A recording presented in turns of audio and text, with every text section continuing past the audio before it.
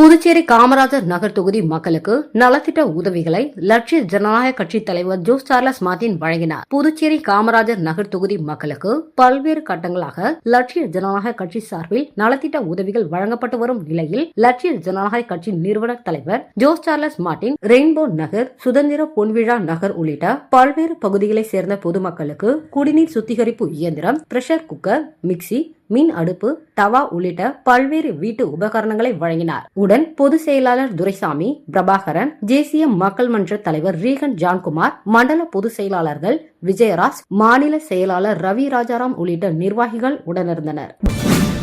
வில்லியனூர் செந்தமிழ் நகரில் ரூபாய் 42 லட்சம் செலவில் தார் சாலை அமைக்கும் பணி எதிர்க்கட்சி தலைவர் சிவா துவக்கி வைத்தார். புதுச்சேரி மாநிலம் வில்லியனூர் சட்டமன்ற தொகுதி வில்லியனூர் பாண்டிய நகர் கிளைக்கு உட்பட்ட செந்தமிழ் நகர் பகுதியில் தார் சாலை அமைக்கும் பணிக்கு சட்டமன்ற உறுப்பினர் மேம்பாட்டு நிதியில் இருந்து ரூபாய் 42 லட்சம் ஒதுக்கீடு செய்யப்பட்டு வில்லியனூர் கொம்யூன் பஞ்சாயத்தின் மூலம் மேற்கொள்ளப்பட உள்ள பணிகளுக்கான பூமி பூஜை நிகழ்ச்சி நடைபெற்றது.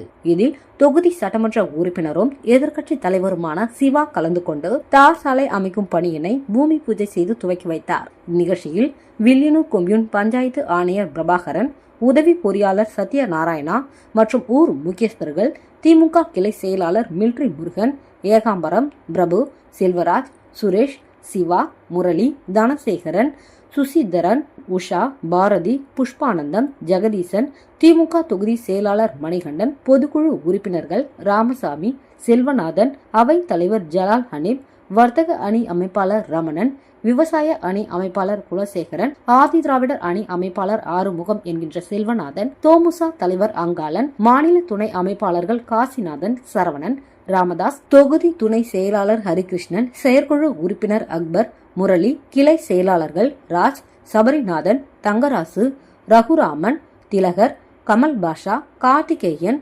பாண்டியன், கோதண்டராமன், நாகமணி, அசார், தினேஷ், அருள், சந்தோஷ், ஸ்ரீதர், முருகன், வேலு, நடராஜன் உள்ளிட்ட பலர் கலந்து கொண்டனர்.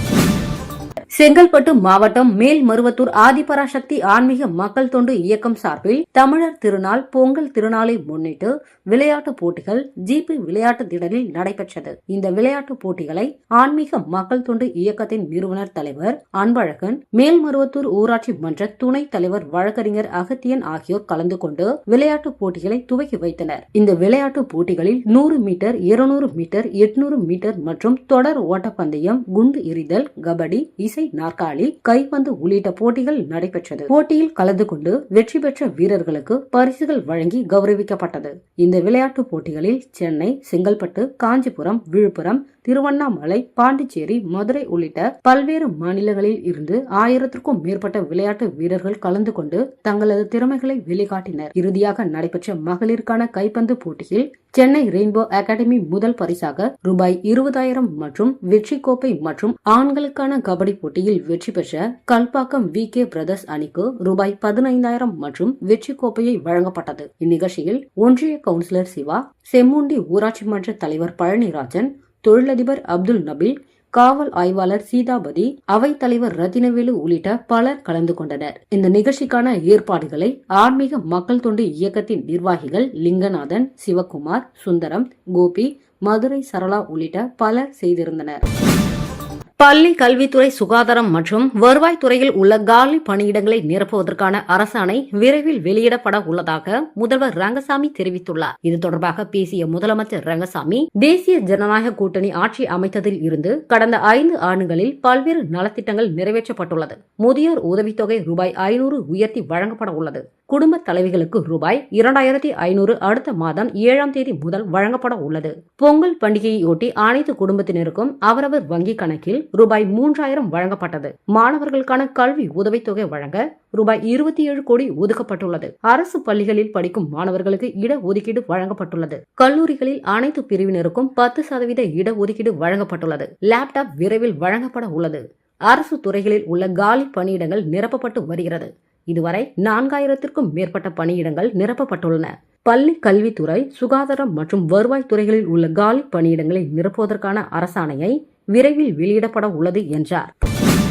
புதுச்சேரி மாநிலம் அரியாங்குப்பம் காலந்தோட்டம் வீதியில் எழுந்தருளி உள்ள அருள்மிகு ஸ்ரீ வள்ளி தேவசேனா சமேத ஸ்ரீ சிவசுப்பிரமணியர் ஆலயத்தின் 82ஆம் ஆண்டு தைப்பூச காவடி திருவிழா நடைபெற உள்ளதை முன்னிட்டு அதற்கான அழைப்பிதழை லட்சிய ஜனநாயக கட்சி தலைவர் ஜோஸ் சார்லஸ் மார்டின் அவர்களிடம் ஊர் தலைவர் செல்வம் மற்றும் பொதுமக்கள் நேரில் வழங்கினர். இந்த திருவிழாவில் கலந்து கொண்டு சிறப்பு செய்யுமாறு அவர்கள் அன்புடன் அழைப்பு விடுத்தனர். இந்த நிகழ்வின் பொழுது லட்சிய ஜனநாயக கட்சி நிர்வாகி வாழ்முனி உடனிருந்தார். வீராம்பட்டினம் அருள்மிகு ஸ்ரீ செங்கல்நீர் அம்மன் ஆலயத்தில் திருக்குடகு நன்னீராட்டு பெருவிழா பத்திரிகைக்கு சிறப்பு பூஜைகள் செய்யப்பட்டு வழங்கப்பட்டது.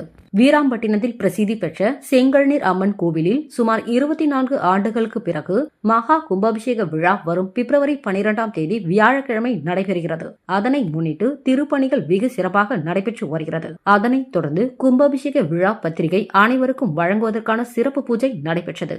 இதில் தொகுதி சட்டமன்ற உறுப்பினர் பாஸ்கர் என்கின்ற தட்சிணாமூர்த்தி, திமுக கலை இலக்கிய அமைப்பாளர் சிவசங்கரன் சிறப்பு அழைப்பாளராக கலந்து கொண்டு சுவாமி தரிசனம் செய்தார். மேலும் கோவில் நிர்வாக அதிகாரி சுரேஷ், கோவில் திருப்பணி குழு தலைவர் மகாலிங்கம் மற்றும் உறுப்பினர்களும், பொதுமக்கள் குழு விஸ்வானந்தம் மற்றும் உறுப்பினர்கள், ஊர் பொதுமக்கள் உள்ளிட்ட பலர் கலந்து கொண்டனர். மேலும் முதலமைச்சர் ரங்கசாமி தனது சொந்த செலவில் கோவில் திருப்பணிக்காக ரூபாய் 2 லட்சம் ரொக்க பணத்தை சட்டமன்ற உறுப்பினர் பாஸ்கர் தலைமையில் கோவில் திருப்பணி குழு மற்றும் மக்கள் குழு முன்னிலையில் வழங்கப்பட்டது. ஈரான் நாட்டில் மாயமான மாஹி கப்பல் இன்ஜினியரை கண்டுபிடித்து இந்தியாவிற்கு அழைத்து வர நடவடிக்கை எடுக்க வேண்டும் என முதல்வர் ரங்கசாமி ஈரானில் உள்ள இந்திய தூதருக்கு கடிதம் எழுதியுள்ளார். இது தொடர்பாக முதலமைச்சர் ரங்கசாமி அனுப்பியுள்ள கடிதத்தில், புதுச்சேரி மாநிலம் மாஹி பிராந்தியத்தை சேர்ந்த வேலாயுதன் மகன் அஜித் தொழில்முறை கப்பல் இன்ஜினியராக அவர் பல ஆண்டுகளாக வெளிநாடுகளில் பணியாற்றி வந்தார். துபாயில் நீண்ட காலமாக பணியாற்றிய அவர் சமீபத்தில் ஈரான் நாட்டில் விஸ்டன் என்ற கப்பலில் 3வது இன்ஜினியராக கடந்த டிசம்பர் 16ஆம் தேதி பணியில் சேர்ந்தார். கடந்த ஜனவரி 8ஆம் தேதி வரை அவர் தனது குடும்பத்தினருடன் மொபைல் போனில் தொடர்பில் இருந்தார். அதன் பின்னர் திடீரென அவருடன் எந்த தொடர்பும் இல்லாமல் போனது குறிப்பிடப்பட்டுள்ளது. இதுகுறித்து எந்த தகவலும் கிடைக்காததால் அவரை விரைவில் கண்டறிந்து பாதுகாப்பாக இந்தியாவிற்கு அழைத்து வர தேவையான நடவடிக்கைகளை மேற்கொள்ள வேண்டும் என குறிப்பிடப்பட்டுள்ளது. புதுச்சேரி சட்டப்பேரவையில் உள்ள அமைச்சர் அலுவலகம் முன்பு சுயேட்சை சட்டமன்ற உறுப்பினர் நேரு தர்ணா போராட்டத்தில் ஈடுபட்டதால் பரபரப்பு ஏற்பட்டது. உருளையன்பேட்டை தொகுதியில் சுகாதாரமற்ற குடிநீர் விநியோகம், உபனாரில் கழிவுநீர் கலப்பது உள்ளிட்ட பிரச்சினைகள் மீது நடவடிக்கை எடுக்காததை கண்டித்து தொகுதி சட்டமன்ற உறுப்பினர் நேரு சட்டசபையில் பொதுப்பணித்துறை அமைச்சர் லட்சுமி நாராயணன் அலுவலகம் முன்பு தர்ணாவில் ஈடுபட்டார். பின்னர் பொதுப்பணித்துறை அதிகாரிகள் சட்டமன்ற உறுப்பினரிடம் பேச்சுவார்த்தை நடத்தினர். அப்பொழுது அவர் கடந்த 3 ஆண்டுகளாக தொகுதியில் பொதுப்பணித்துறை சார்பில் மேற்கொள்ளப்படும் பணிகள் குறித்து பலமுறை தலைமை பொறியாளரிடம் கோரிக்கை விடுத்தும் கண்டுகொள்ளவில்லை. சுகாதாரமற்ற குடிநீரால் மக்கள் நோய்வாய்ப்பட்டு இறக்கிறார்கள். கழிவு நீரால் கொசுக்கடி, சுவாச கோளாறுகள், சிறுநீரக நோய்கள் ஏற்படுகிறது. உபனாரில் நேரடியாக கழிவு நீரை விடுவது ஏன், டெண்டர் விட்டும் பணிகளை மேற்கொள்ளாதது ஏன் என கேள்விகளை எழுப்பினார். அவரிடம் அமைச்சரின் தனி செயலாளர் விஸ்வநாதன் அளித்த வாக்குறுதியை ஏற்று சட்டமன்ற உறுப்பினர் நேரு தனது போராட்டத்தை முடித்துக் கொண்டார்.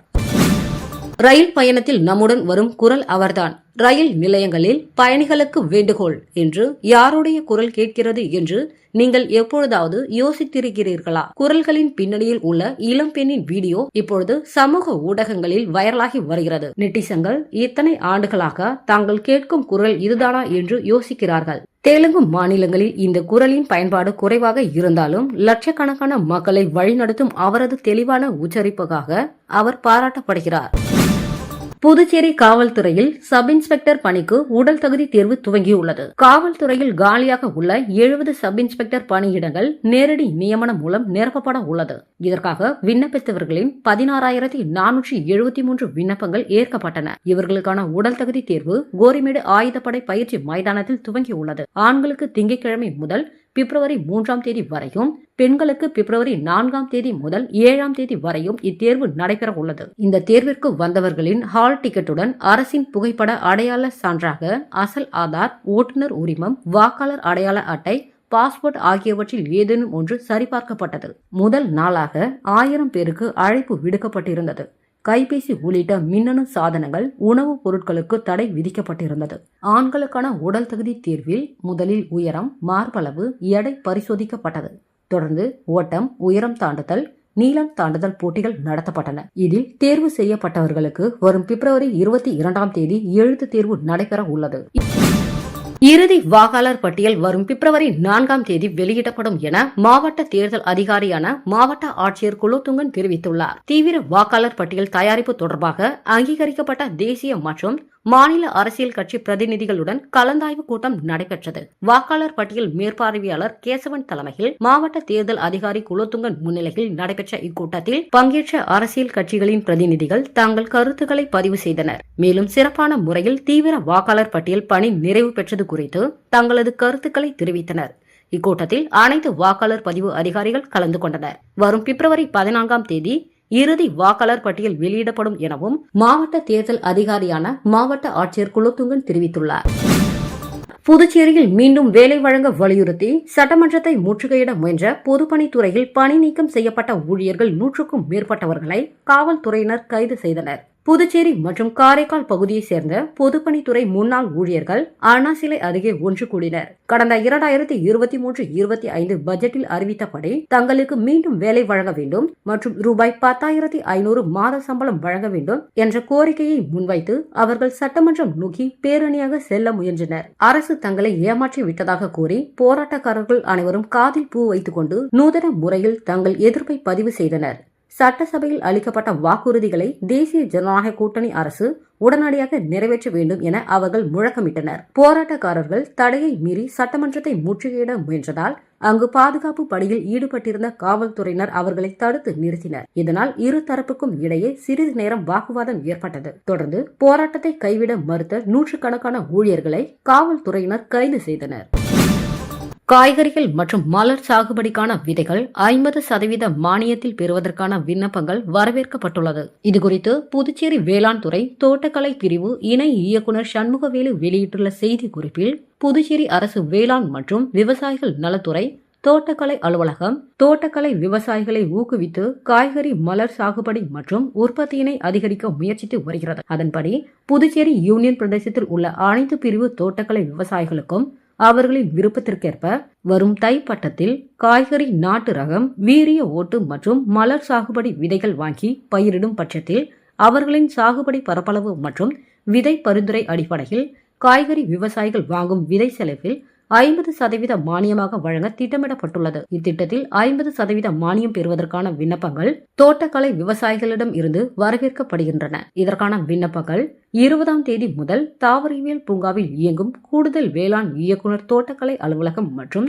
அந்தந்த கிராம பகுதியில் உள்ள உழவர் உதவிக்கரங்களில் பெற்றுக்கொள்ளலாம் என குறிப்பிடப்பட்டுள்ளது.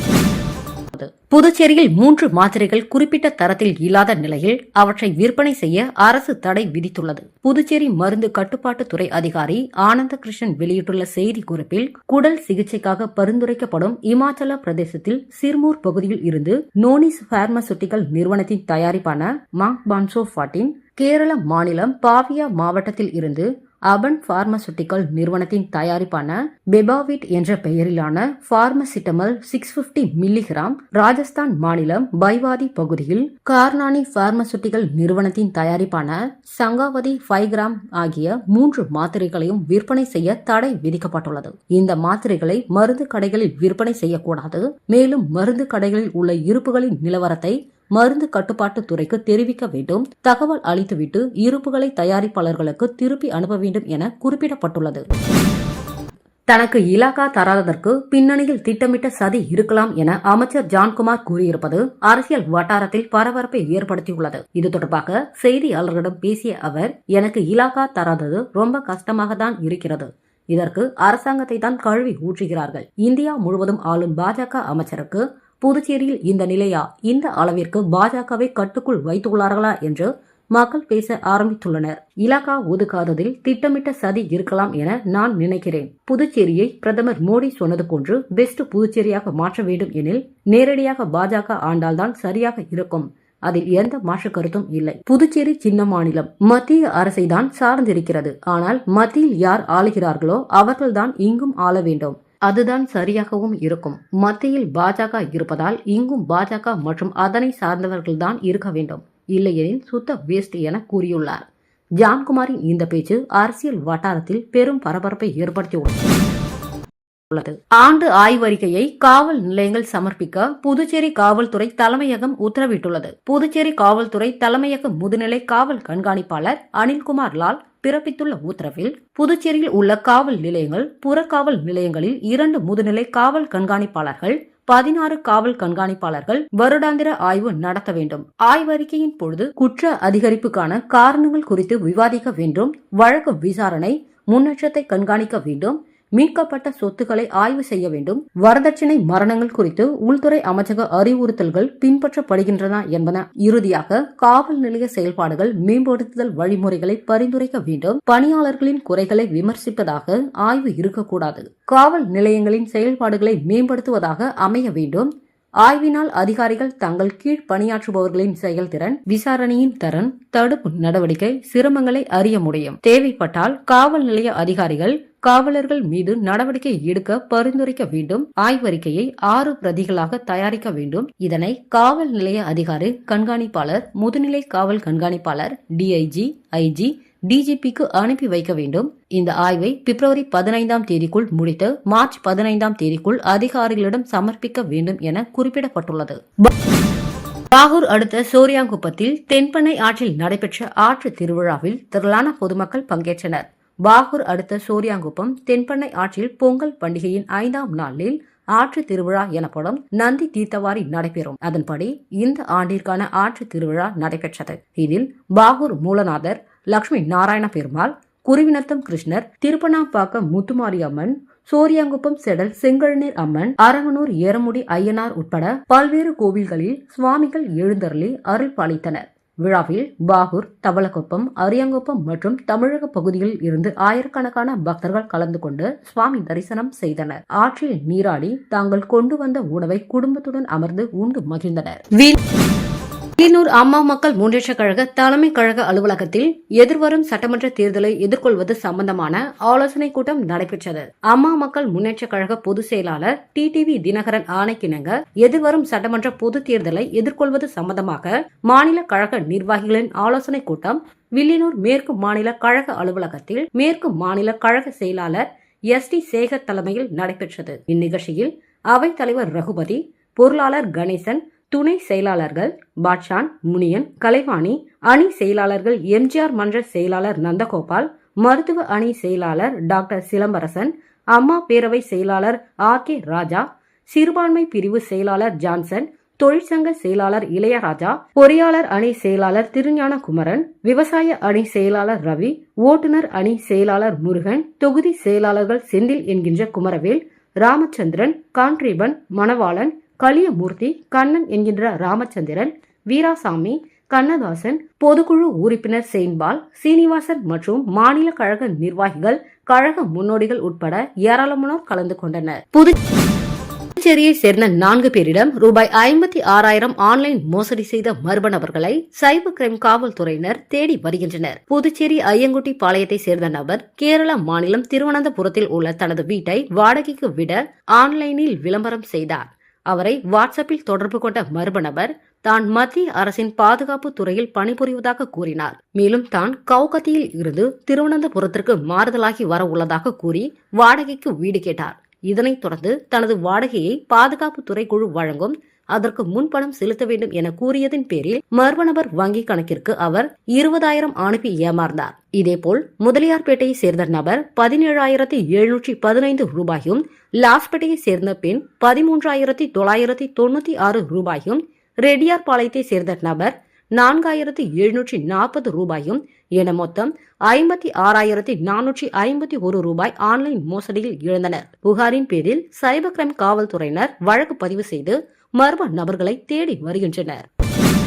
புதுவை கலாம் ஓட்டுநர்கள் சேவை நலசங்கத்தின் தலைவர் சதாசிவம் தலைமையில் சங்க நிர்வாகிகள் லட்சிய ஜனநாயக கட்சி தலைவர் ஜோஸ் சார்லஸ் மார்டின் அவர்களை நேரில் சந்தித்து அக்கட்சிக்கு தங்களின் முழுமையான ஆதரவை தெரிவித்துக் கொண்டனர். மேலும் சங்கத்தில் 1000க்கும் மேற்பட்ட ஓட்டுநர்கள் உறுப்பினர்களாக உள்ள நிலையில் சங்கத்தின் 5ஆம் ஆண்டு துவக்க விழா வில்லியனூரில் நடைபெற உள்ளதாகவும் அந்த விழாவில் சிறப்பு அழைப்பாளராக வருகை தந்து நிகழ்ச்சியை சிறப்பிக்குமாறு தலைவர் ஜோஸ் சார்லஸ் மார்டின் அவர்களை சங்க நிர்வாகிகள் அன்புடன் கேட்டுக் கொண்டனர். இந்த 5ஆம் ஆண்டு விழாவை முன்னிட்டு பொதுமக்கள் மற்றும் ஓட்டுநர்களின் நலனை கருத்தில் கொண்டு பொது மருத்துவ முகாம், பல் மருத்துவ முகாம், கண் சிகிச்சை முகாம் ஆகியவற்றை நடத்தவும் மேலும் 100 நபர்களுக்கு சீருடை வழங்கும் நிகழ்ச்சியும் மேற்கொள்ள சங்கம் முடிவு செய்துள்ளதாக தெரிவிக்கப்பட்டுள்ளது.